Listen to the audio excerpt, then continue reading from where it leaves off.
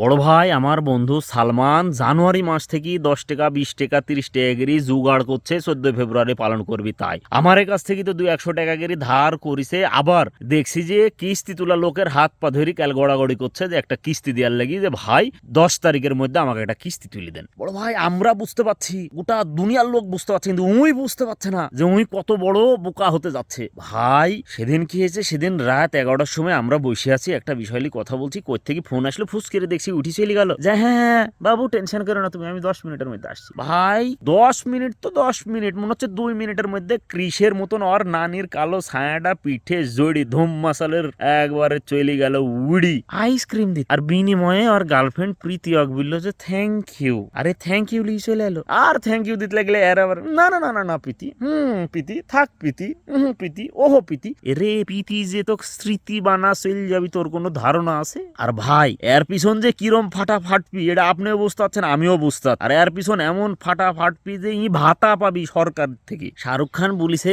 যে একতরফা প্যার কি তাকাতি কুছ অর হতি है, দরকার নাই আমার এই তাকাত। একতরফা প্যার মানে মাং না হচ্ছে লেবারগিরি খাটা। আমি আমার বন্ধুকলি টেনশনে আমার মাথাত কাজ করছে না। একতরফা প্যার, আরে প্রীতি তোমার কাছে তো লজ্জা শরম নাই জানি, কিন্তু কোনো বান্ধবী বা আত্মীয় স্বজনের কাছ থেকে একটু ধার করো, করি এই ছেলেটা খালি থ্যাংক ইউ না দি একটু অন্য কিছু দেও যাতে ছেলেটা একটু ভালো থাকে। ছেলেটাক তো খালি বলদের মতন খাটা লিচ্ছ, হাল চাষ করালাও, জমিতে হাল চাষ করালাও। আর ভাই এর লেগে বলছি যে সিঙ্গেল থাকো, ভালো থাকো, সুখে থাকো, শান্তি থাকো, থাকবে না এরম ফিরিত কামলা খাই।